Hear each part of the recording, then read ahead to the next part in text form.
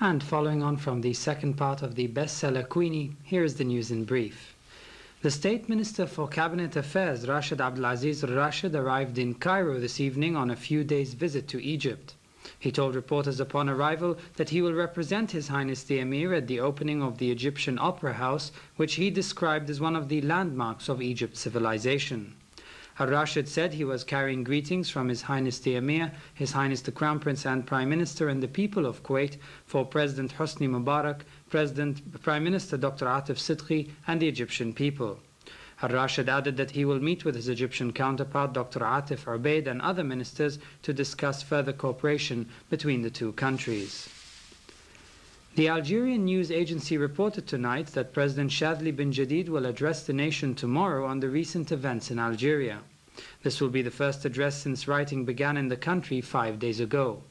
The Associated Press news agency, quoting hospital and police sources, said that at least 200 people had been killed during clashes between rioters and the troops.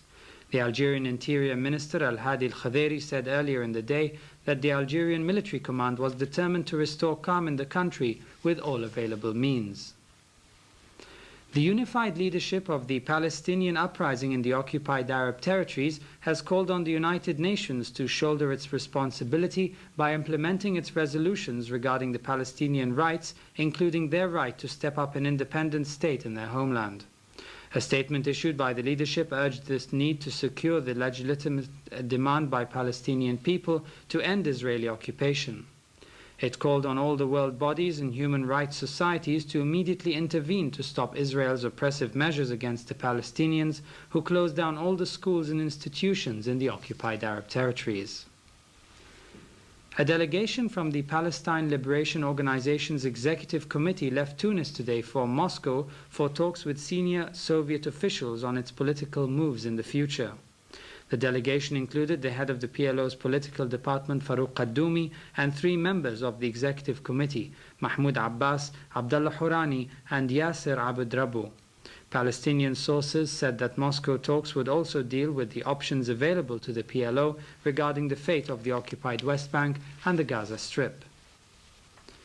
The Egyptian Prime Minister, Dr. Atif Sidqi, returned to Cairo today from Khartoum after a few days' visit to Sudan. He told reporters at the Cairo airport that he discussed with the Sudanese Prime Minister Sadiq al-Mahdi bilateral relations, the current situation in the Middle East and the Horn of Africa.